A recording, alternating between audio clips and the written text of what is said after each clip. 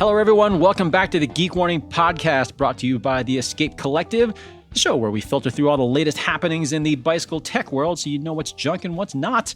I'm James Huang here in Boulder, Colorado, and back in Sydney, and fresh from his trip to Adelaide for the tour down under is my fellow tech editor and resident tool guru, Dave Rome. Hi, Dave. Hey, James. Ronan is on the road again. Yet again, I should say, this week. So we'll catch up with him on a future episode. Actually, Dave and I were just catching up with him a little bit from his hotel room in Abu Dhabi. It's kind of hard to keep track of where Ronan is these days, but he's definitely in for a long pull away from home. So hopefully he is back home sooner than later. Anyway, we've got a whole bunch of tech topics to talk about today, including the return of Eddy Merckx bikes and the appeal of heritage brands. The old idea of using straight up candle wax to lube your chains is new again. And we're also going to talk about Look's revamped Keo Blade road pedals. We're also going to chat about our favorite shoulder season cycling clothing. We've got a handy PSA about whether you need to break in new tires. And then we've got some other little bits of news from Classified, Wolftooth, Schwalbe, Mason, and Hovding. But first, Dave, you came back from Adelaide early for a reason. You came back. You had a knee scooter to upgrade, I believe, right? Wasn't that the primary reason you came back? Exactly. Yeah, I got the call that my wife had fallen off a wall and was in need of a sick knee scooter, and I came to the call. So no, I came home to play nurse, but since then I've found out there's a whole world of knee scooters which use a lot of bicycle parts, and it's I'm definitely more excited about it than she is. At what point do we pull Ronan into this conversation to see if we can do some aero optimization? She's not going that fast yet. I haven't seen her go quite more than walking speed, so I don't think we're at the aero yet. I'm more at the weight optimization and the rolling resistance. But it did occur to me that perhaps taking all the seals out of the bearings or upgrading the bearings so the thing rolled more freely might not be in her best interest, because as it is, I think it rolls well enough for the intended purpose. And I kind of imagine a scene out of a movie where someone's trying to hit the brakes and they can't quite slow down. And, so anyway, I haven't, but yeah, it's I have changed out the grips and put a nice flower themed bell on there, and I've actually changed out some of the quick release hardware for custom cut bolts as well. Just make it a bit more. I don't know why I did that actually. The quick release hardware wasn't quite clamping tight enough. So it just didn't feel as stiff and secure as I wanted it to when I was trying to do tricks on it. So anyway, so here we are. It sounds like she's going to be on that thing for a while, and my kid's going to be on a knee scooter again sometime in the next couple of months. So this is all planned. It's okay. But you and I are going to have to compare notes on knee scooter upgrades. Yes. So maybe this will be a series on Escape Collective. We'll see. But anyway, Very good. Dave, you did just recently publish another threaded newsletter for people who are listening who maybe haven't yet signed up to get threaded in their inbox. What'd they miss? They misthreaded. So yeah, please go online to escapecollective.com and find the threaded article. And yeah, you'll find a link within that to sign up for the email. It is free to receive those emails, and it just comes straight to your inbox. You don't miss a future episode. But the most recent threaded was all about the Tools of the World tour. So specifically, I looked at some of the bike sizing tools that they use in terms of getting the saddle height millimeter perfect across all the bikes, and some of the more interesting elements of having to travel with a world tour worth of bikes to Adelaide. There was a few things in there, and plus a few new tools that I got my hands on. Interesting. Well, speaking of racing and stuff, if you are maybe looking to immerse yourself in the cobbled classics this spring, Escape Collective members should maybe check out our member summit that we're going to hold for the first time in Belgium the first week of April this year. A bunch of Escape Collective staff are going to be there as well. We're going to not only check out Tour Flanders and Paris-Roubaix, but we're also going to do a whole bunch of bike riding on all the fabled cobbled roads you've maybe dreamed about and seen and read about and stuff over the years. We're also going to get to ride the Paris-Roubaix Challenge, so you can see exactly firsthand how stupidly hard the Arenberg is. So if you're a fan of the Spring Classics and you maybe got some vacation time to burn, Head over to escapecollective.com/summit for all the details. So maybe we'll see some of you there. I think a lot of us are going to be there. We'll see. I think that's still to be determined. Anyway, with all that out of the way, let's go ahead and get into the news. So first up on my list here, Eddy Merckx, the bike brand that is, not the man. Eddy Merckx is back, or rather the brand of bikes bearing his name, currently living under the same Belgian corporate umbrella as Ridley, FYI. So, Dave, I don't know if you've had a chance to really look at the lineup in detail, but I mean, it's a little confusing, to be honest. You got a couple of mostly carryover carbon fiber road models like the 525 and the Mendricio. You've also got the Pavel all-road bike and the Strasbourg gravel bike. Those are newer for sure, and both of those are also offered in carbon steel and aluminum versions. And then you've also got the premium Corsa, which is a range of steel or titanium road, all-road, or gravel frames welded in-house by their longtime fabricator, Johan Vranck, and offered with fully custom geometry. So it's kind of a bit of old and new. They've got some additional models that they say are going to be coming in 2024 and 25. So it sounds like this is sort of just the rebirth of the brand, I'd say, after a several year hiatus. I'm going to sound like an idiot on this, but I didn't actually realize that they'd gone away. Well, I think that says a lot about the visibility of the brand, because I actually had a conversation recently with an old industry friend who he definitely dropped a little nugget of wisdom on me, because one of the things that he was talking about, like we were talking about kind of like heritage brands and that sort of thing. And he was saying that in his opinion, there's a big difference between a heritage bike brand and a bike brand with heritage. And as of right now, I can't decide yet which of the two this Eddy Merckx brand now fits into. Can you explain the meaning of that?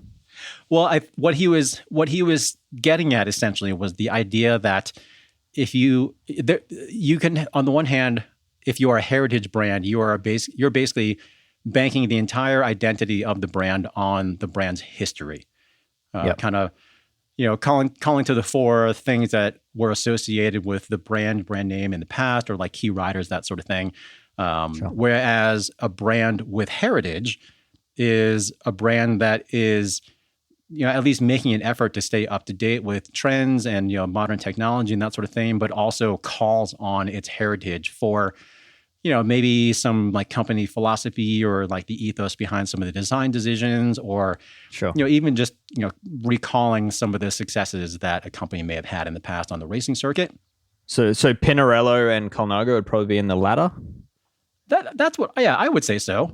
Yeah, I would say so. And then I would say, even, a company like DeRosa maybe would be kind of somewhere in the middle. Yeah. And Eddy Merckx, again, like I'm not really sure where they're going to settle in yet. It seems like they want to be in that latter category. But if you look at the website, you look at the bikes that they have on offer and kind of their whole company catalog, it does seem a little disjointed. Yeah. It's like you can tell they want to be more, but there's also not a whole lot of information. It's such a tough strategy for them because, I mean, it's in the same house as Ridley. So there's inevitably going to be overlap when you're talking about bikes suited to the Eddy Merckx name, where the Eddy Merckx name actually carries, some weight behind it. And I think that's a tricky one, trying to balance two competing brands. And yeah, you can see that they're trying to do that with the steel bikes and the more classically styled bikes. But I think, it's been a battle for them long term, and I think that will continue to exist as a struggle for figuring out how to avoid that overlap while still having relevant bikes. So, but yeah. It's interesting because I know they went in they momentarily appeared in the World Tour as a brand, and they had Ridley as well in the World Tour at the same time. And but yeah, I it wasn't that many years ago that I reviewed a Eddy Merckx steel gravel bike, and I kind of just thought they'd just faded into the irrelevance that you might think they would, as to why I still thought they were going. But anyway, they're back, and wish them well. I mean, we'll see what happens, because especially it almost seems like kind of an odd time to announce a return to the industry, given that so many other companies in the industry right now are struggling to sell what they have. Yeah. And I don't know, maybe these are bikes that they had already developed a while ago that they're kind of like, well, we might as well sell them. We got them. It's hard to say. But either way, like you said, Dave, to have both of those very much Belgian bicycle brands under one roof and with seemingly a lot of overlap in products. I mean, what I'm really curious about is how Eddy Merckx as a bike brand develops in terms of their brand identity. Because right now, as far as I can tell, unfortunately, they are, in my mind, leaning more into that former category than the latter, because it just seems like they're banking on the Eddy Merckx name more than anything else at the moment. Yeah. And who knows? Maybe that's enough in Belgium and surrounds. Maybe. I mean, but, man, if they ever brought back like a, the equivalent of a Team SC, but with modern tire clearance and disc brakes, I'd be all over that. That would be so cool. That is still one of the best riding aluminum bikes I've ever been on. And that thing's got to be, 15 years old or so? Anyway. Yeah. We'll see what happens here. Moving on. Next segment here is seemingly our obligatory segment on chain waxing that we kind of have to talk about on every episode almost. So we've talked a whole bunch about Adam Kieran over at Zero Friction Cycling in Australia and his, what I think everyone would agree is pretty incredibly deep drivetrain friction testing and lube testing. Regular listeners of Geek Warning will already know that, well, Dave and I at least, we're pretty big fans of using wax-based chain lubricants for the way they reduce friction and wear and really save you quite a lot of money in the long term. Drip or melt on. Indeed. But I'd say almost any time we talk about chain wax, the question pops up as to how well straight up candle wax, like basically pure paraffin, how well straight up candle wax works. So one of the Escape Collective members noted on our private Discord channel the other day that Adam hasn't yet published his full report on Zero Friction Cycling, but he did update his charts and candle wax is now in there. So he's in the process of testing that.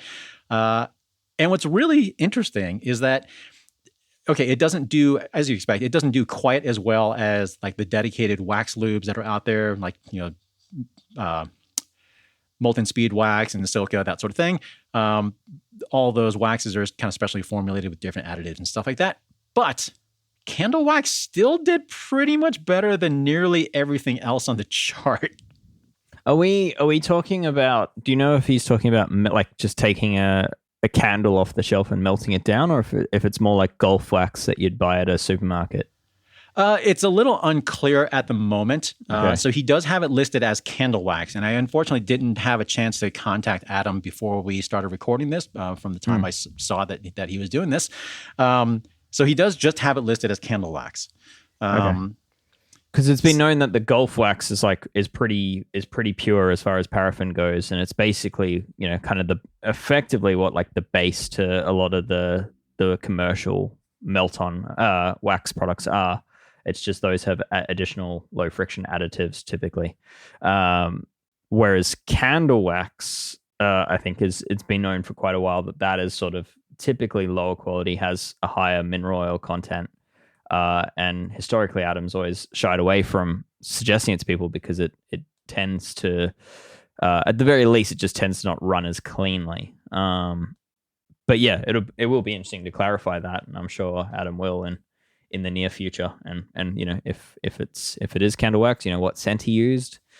And yeah, I think that's also an important element. But yeah, I'm not terribly surprised to see it do so well, because after all, it's still creating that same protective barrier to the chain that prevents grit from entering the rollers, and is still in theory a low friction product. Dave, I'm curious, have you experimented at all with making your own wax blends using, starting with Gulf wax and then adding, molybdenum disulfide and whatever other low friction additives that you can get pretty readily and pretty economically online? I haven't felt the need to, because the few packets of wax I've bought over the years tend to last way longer than the amount of riding I tend to do these days. So, and also these with 12-speed chains and the cost of master links and my fear of breaking master links with 12-speed chains is having me tend to, I'll wax the chain when it's new, and then I'll typically just leave it on the bike and use a high quality drip wax lube after that as a top up lube, and that's been working pretty well for me. Either way, I find it so funny that way back in the day, this would have been in the. Let me think about this. This would have been in the early 1990s. So I had a Bridgestone X04 that I loved. That was my daily driver when I was in college. But I had to go with it the printed Bridgestone catalog that was contemporary with that model year. So it would have been like 93, 94. I think it was 94 actually. I still have it in my house somewhere. And I'm pretty sure in that catalog, there were a couple of pages dedicated to waxing your chains and, using the little tin and putting it on the stove and so on and so forth. I just find it so interesting that, chain waxing was absolutely a thing several decades ago. And I just find it so interesting that it is a thing, again, just with kind of higher tech added in. So, but either way, Grant Peterson, turns out he was right. Yep. Yeah, and I think it used to be a thing in the motorcycle world before that. That's I'm pretty sure where the bicycle geeks got it from is early days of motorcycles. But motorcycles, moved to X-ring and O-ring based chains where that became redundant. So it's but it is funny how things like that repeat, and it's very much come back. So. Totally. I need to dig out that old Bridgestone catalog somewhere, if only just for entertainment purposes. Moving on. Fans of Look Keo pedals, heads up. You've got a new Blade model coming. So this was something that Ronan had spotted in the pits at Tour Down Under, so you should check out that gallery. But Look just came out with their official announcement. So Look would argue that these are pretty massive changes, but it definitely looks a lot sleeker. It's got user swappable blades, so you can adjust your spring tension a lot easier. It supposedly has easier clip-in since the pedals are weighted a little bit better, so it's a little bit quicker to engage without looking at it. They sit very like all the bikes that I saw at Tour Down Under. The pedal sits very like vertical. So like as it comes around, you can kind of find the top leading edge of the pedal and bring it round rather than chase after it. So yeah, it's very Shimano-like. Yeah. But the other thing is too, Look has always used a carbon composite body for those, and that there's apparently been some upgrades to the materials because they are supposedly a lot more impact resistant than they used to be, which would be nice if you maybe have a tendency of falling down. There's a new rear latch shape that supposedly extends the cleat life, which is nice. I'm really hoping that it actually reduces the creaking that sometimes goes along with those pedals. And then Look also says that they're more durable in terms of the spindles, the new spindle design, new bearing seals, more water-resistant grease, that sort of thing. You'd hope so. You'd hope so. A couple interesting things. That was a real weakness of the previous Keos. Bearing life and the inability to do anything about it. So but they spun so well when they were new. They spun so well when they were completely clapped out and shaking all over the spindle too, James. But I think if they've improved the bearing durability, that's great because they're not super serviceable. Well, technically, I believe they're not designed to be serviceable. So right. Yeah. Interestingly, so Look talks about how they've got this really wide platform and everything. But if you look at the numbers, actually, they're not any wider than they were before, which I guess would kind of make sense because you can make the pedals as wide as you want. But once you get past the edges of the cleat, there's no point in making it any wider. There's also no increase in surface contact. No word from Look as far as any updates to the cleat itself, although I suspect those are pretty much the same. What's really interesting from their specs is that they say that they make a big deal about how there's 2% less drag. Oh, like aerodynamically. 2% less aerodynamic drag. Yeah. That sounds like the sort of figure that you could just pull out of the thin air. It does. It does. Yeah. And no one can dispute it. Interesting. Yeah. Okay. They were everywhere at the Tour Down Under. And when I say everywhere, they actually weren't everywhere because now that I'm thinking about it, I did the count on this yesterday for one of my Bikes of the World Tour galleries. The second that'll publish. It will be published by the time this podcast goes live. And within that, I've done the count on, how many riders are on like Shimano power meters, what brands of tires everyone's using, what brands of bottle cages are the most popular. For pedals, only 2 teams are on Look, which is, yeah. See, like James, your reaction there, your eyes nearly popped out of your head, because that, I know, like last time you were doing race tech, is like every second team was on Look pedals. It was only a few years ago. It's quite the drastic swing. Man, and I have to wonder how much of that is due to companies like Shimano and SRAM kind of having a little bit more heavy-handed tactics in terms of their sponsor agreements with various teams. Because especially now with SRAM having ownership of the Time pedal brand, you'd think that they can have a little bit more leverage in terms of what pedals people are using. Sorry, corrections corner. Only 3 teams. Three. Okay, well, still 3 2 teams. versus 3. That's not a huge difference. If you had said something like 8, that would have been a little bit more significant. Yeah. So yeah, I've got the numbers here for anyone playing at home. 11 teams are using Shimano pedals. 3 are on Look. 2 are on Wahoo Speedplay, and 2 are on Time. Wow, my goodness.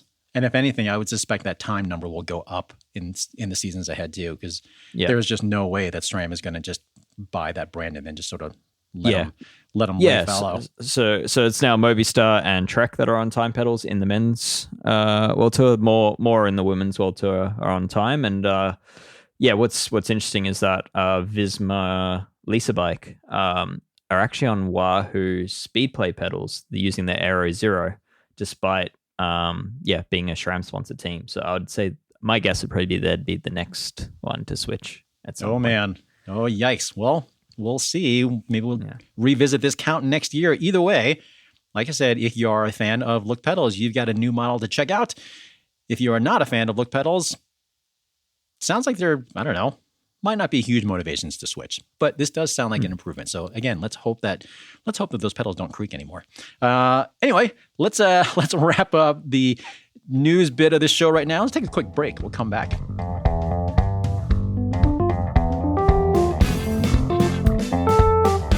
All right, it is time for our super fun segment. This is actually one of my favorites that we've got now. Pick one. This is one where we go ahead and pick a product category, almost kind of at random, and then we talk about our favorites in that category.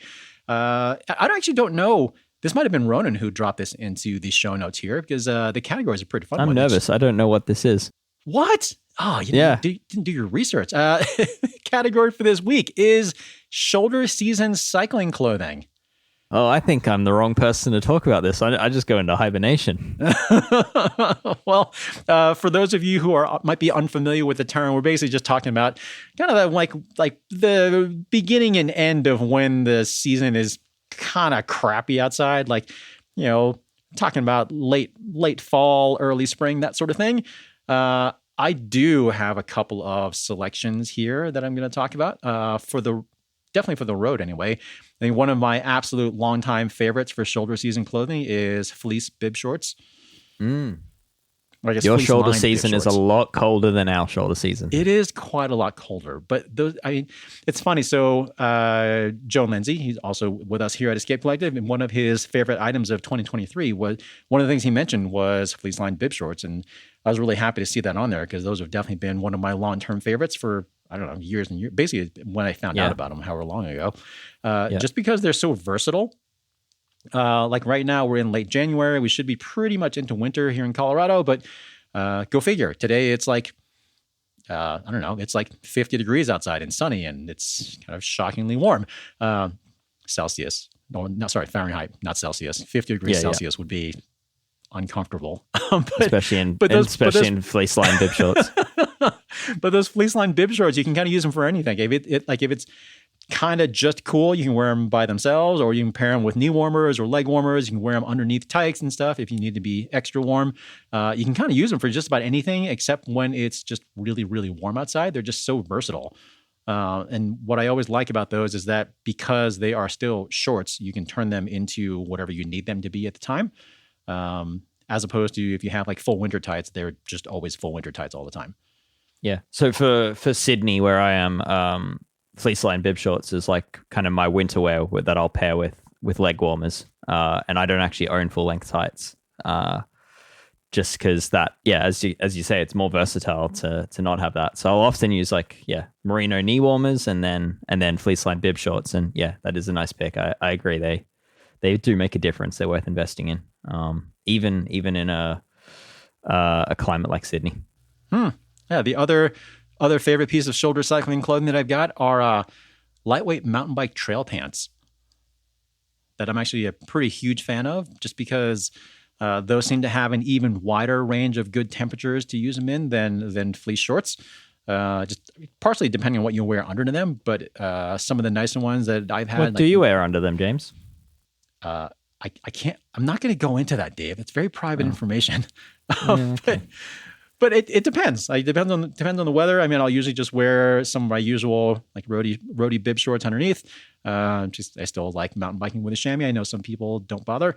But depending on what I throw underneath there, like I've had them be very comfortable up to like, I don't know, 60, 65 degrees Fahrenheit. So 16, 17 degrees Celsius, and then down to freezing easily, depending on what I'm wearing underneath. And they're just super versatile, and I can use them in so many different conditions, and they're nice and comfy. What's your favorite pair? Favorite ones are probably, I don't know what the model is, but they're from Giro. Pretty trim cut, like little laser cut vent holes, not too many. Good lightweight fabric, breathes really well. It's got a couple of pockets. So anyway, shoulder season clothing. I feel like it's a topic that, everyone talks about summer clothing and winter clothing, but the stuff in between doesn't get talked about all that much. And I feel like we should. Okay, let's rewind a bit. Your fleece bib shorts, what's your favorite pair there? Honestly, kind of whatever I've got on hand because, like one pair that I wore yesterday were some old Bontrager bib shorts that they've got to be 12, 13 years old at this point. But they don't get used that often just because shoulder season is not super long. I don't know. I'll just grab whatever I've got. Okay. But it also helps too that during shoulder season, I tend to not do super huge rides. So, and generally speaking, as far as shorts go, I mean, anything of decent quality is pretty comfy for a couple hours. Yeah. I've got a pair of Rafa fleece lined bibs, and they are a very luxurious feeling. So definitely wash and wear those through the colder months. Speaking of Rafa, I love Rafa's merino wool warmers.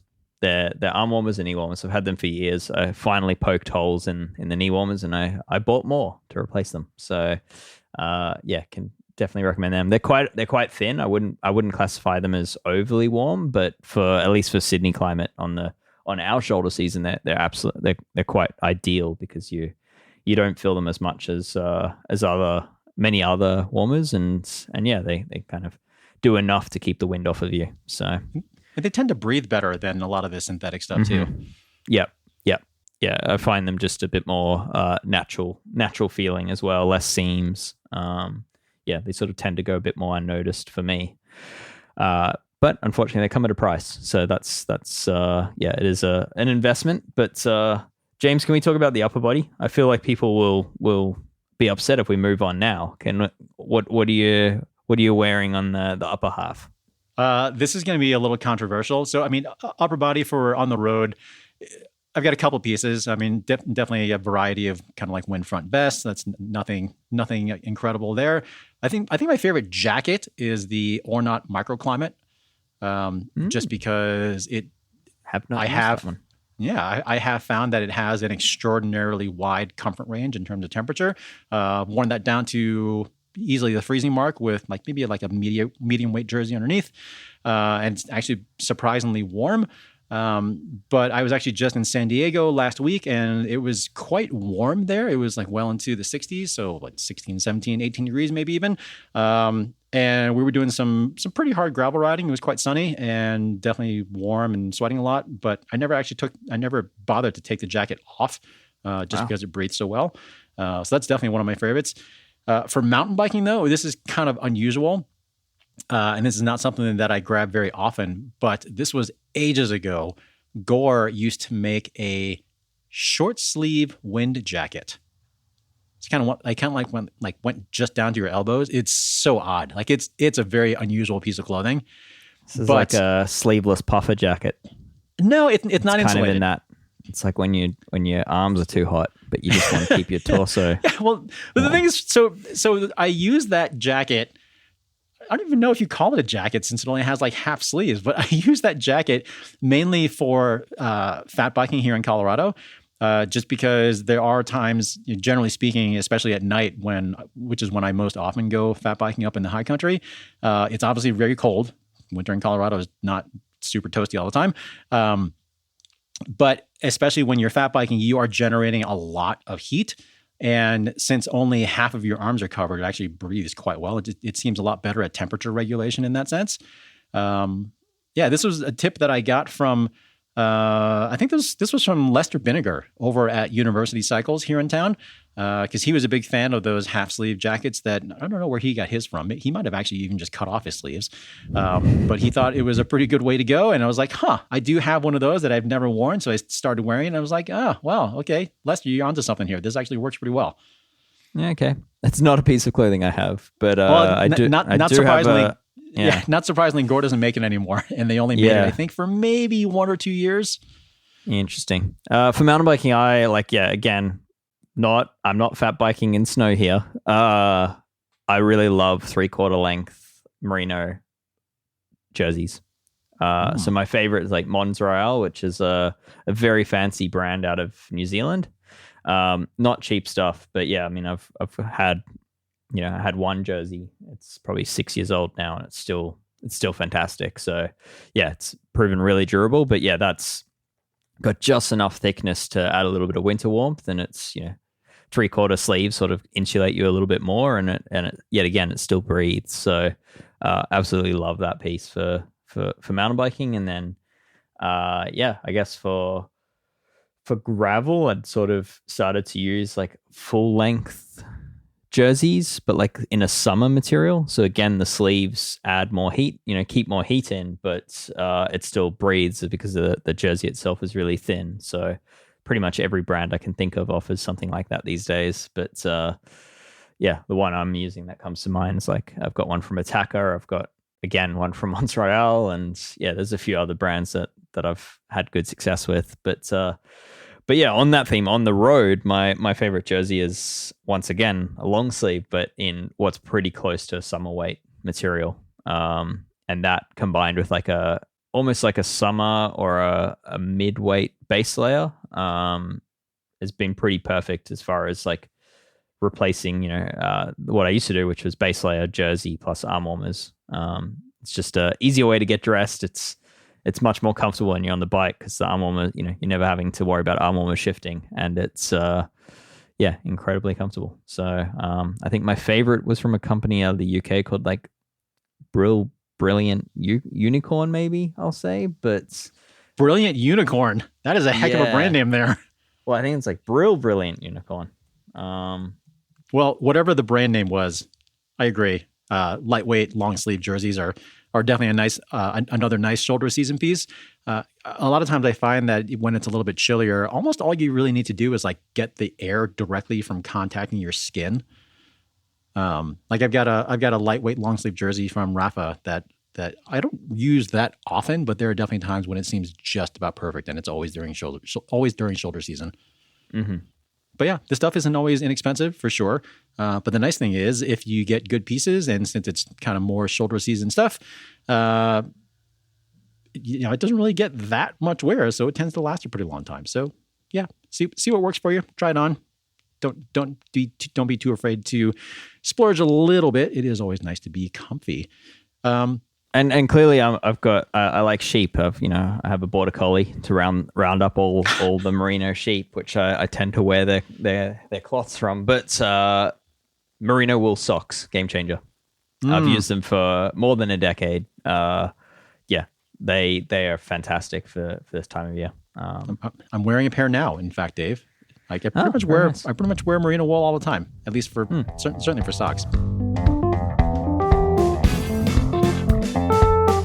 Let's move on to our PSA for the week. Going to reach into the members only Discord bag yet again here because there was a pretty interesting conversation or a question, I guess, about the traction of brand new tires. So some of you may have noticed that new tires occasionally have this sort of like flaky white stuff that you see on the rubber, or maybe the rubber in some cases looks particularly shiny. So if you're wondering if that may affect the traction of that brand new tire, the answer is maybe.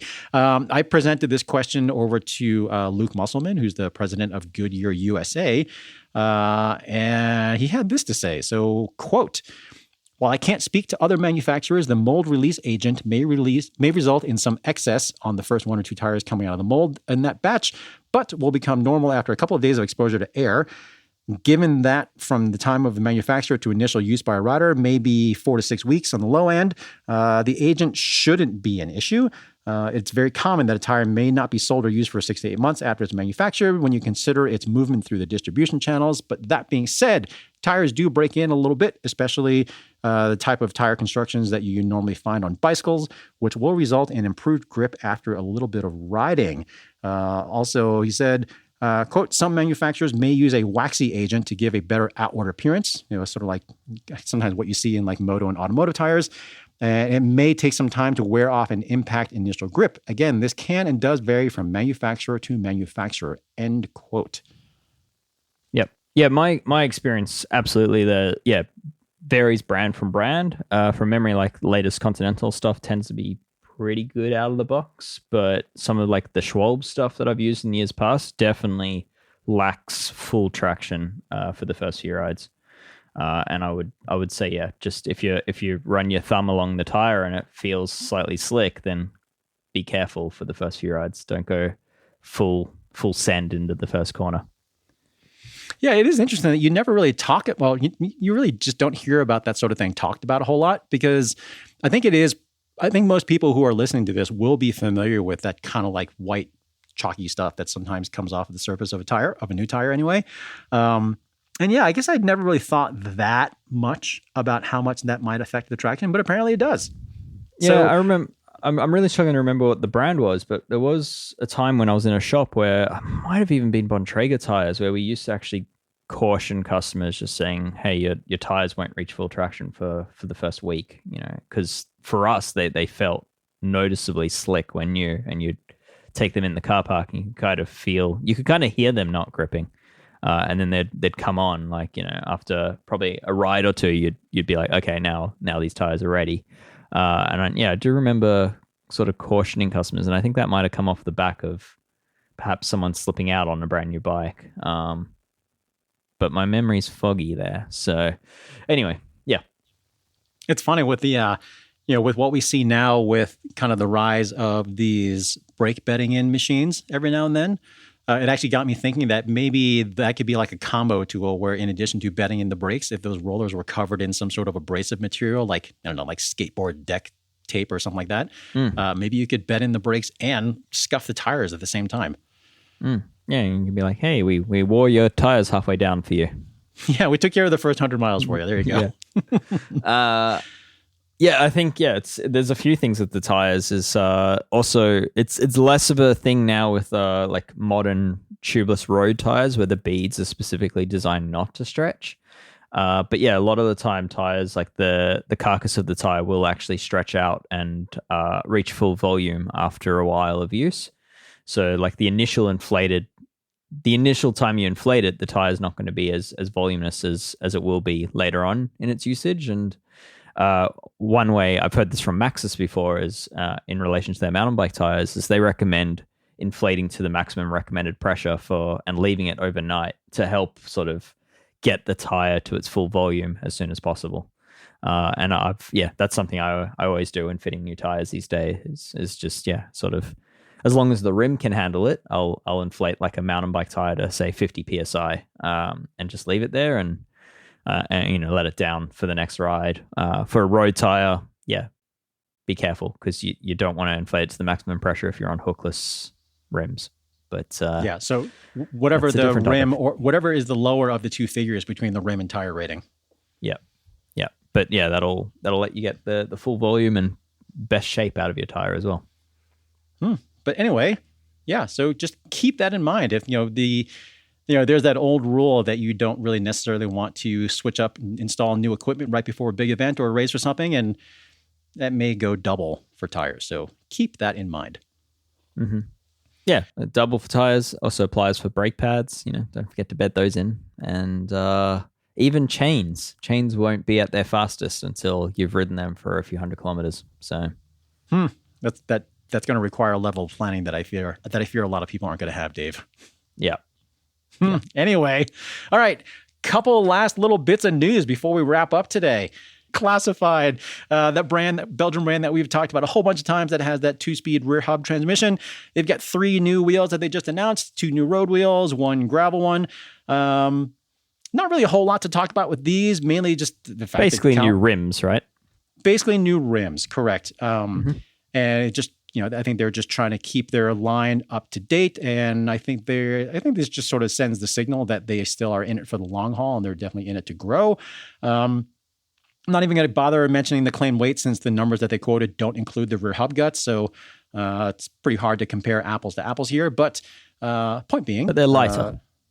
They are lighter than they were before. But they still are just kind of on the march. So we're still keeping an eye on what they've got going there. Moving on to more round stuff. Schwalbe, I know we mentioned them just a little bit ago.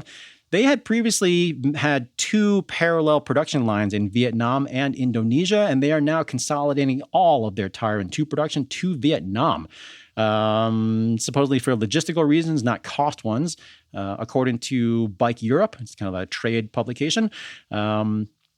Mold making, mixing operations, and research and development and administration will still remain in Indonesia. But yeah, all the production is going to be in Vietnam. So I'm not sure consumers are going to see much of an impact there. I was surprised to see this news because in my mind, I still thought Schwalbe was manufacturing some of its tires in Germany. But it seems that was very old information on my part. So anyway, yeah. I don't believe it'll impact any of the tires in any way, but that was kind of the biggest surprise of the news for me. And I saw that news, and I of course immediately thought that they were doing it for cost reasons, lower cost of labor, that sort of thing. But I actually looked up the cost of labor in Vietnam versus Indonesia, and if I was reading those numbers right, Vietnam is actually like slightly higher than Indonesia and has a slightly higher cost of living. Schwalbe says it's for logistical reasons. Not cost reasons, and that may actually be the truth. Either way, kind of an interesting development there.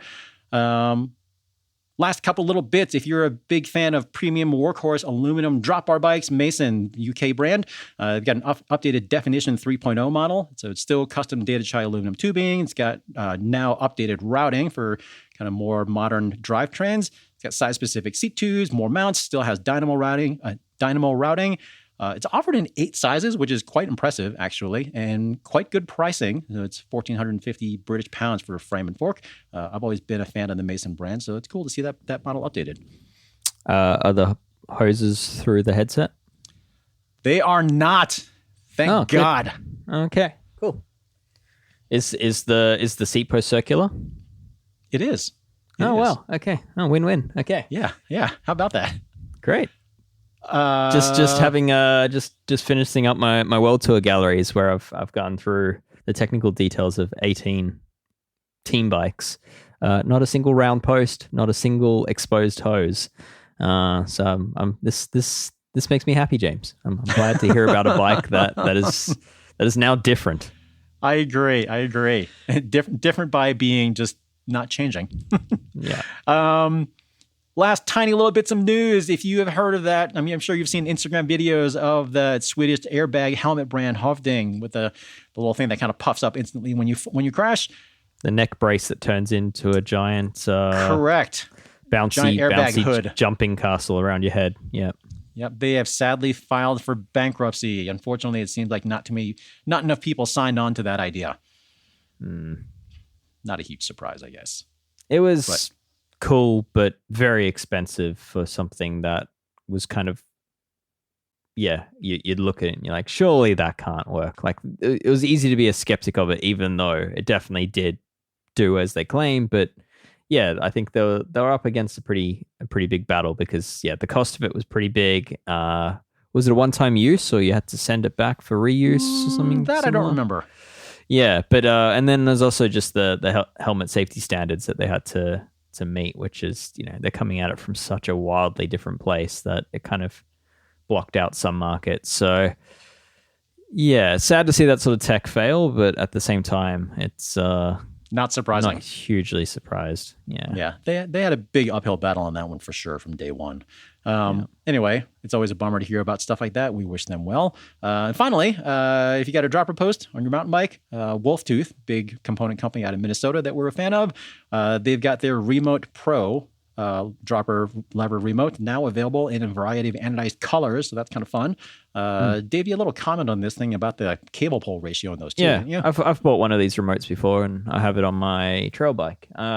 It's a very nice remote. It's got all sorts of slidey adjustment features to let you adjust where the thumb lever sits and how far away from inboard or outboard of the handlebar it sits. But fundamentally, the biggest feature of the Pro remote versus their other remotes is it's kind of like the spool that the cable runs on is almost ovalized in shape. So it changes the leverage ratio. So it sort of pulls a lot of cable off the first initial push, and then it sort of becomes more linear after that. So it sort of, gets the post moving more quickly off the first push, and then you sort of can fine tune how high it goes after that. I really like it. It sort of gives you, it has me having to load up the lever less or push the lever less to get the post going when I want it to. So neat. It's a very, very good remote. Well, I think it's safe to say that you and I are pretty big fans of most of the stuff that Wolftooth's got going on over there. Well, that'll do it for all the last little bits of news that we have on this week's show. A couple of reminders. So don't forget to sign up for Dave's Tools and Workshop newsletter, Threaded. And also don't forget to sign up for Ronan's new members-only podcast, Performance Process, where Ronan's going to dive deep into all the gear and training optimization stuff you need to go faster. I guess I really shouldn't call that new anymore. He's been around for a little while now. We've also got members-only episodes of Geek Warning that will run every other week on top of the regular weekly show. That'll include stuff like deeper dives on various tech subjects or super useful Ask a Wrench series where we answer member questions on all manners of tech and maintenance topics. We'll also have interviews with key folks in the bike industry, so you got a little more insight on what's happening and why. So next couple of episodes of the members-only Geek Warning, I think, are going to be, let's see, what do we have? I think we've got an Ask a Wrench episode coming up later this week. And then I'll have a interesting discussion with someone from Colnago for the next episode. So don't miss that one. And then again, if you're a fan of the cobbled classics like the Tour of Flanders and Paris-Roubaix, look into our member summit. Should be a pretty fun time and certainly super memorable. And even if you can't make that, I want to remind you that Escape Collective is an entirely member-funded operation, and it's only through the support of you all that we can offer you this podcast or any of the other incredible stuff that we provide here. If you like what you heard today or just really connected with something you saw on the site, please consider becoming a member. Just head over to escapecollective.com/join and select the monthly or annual option.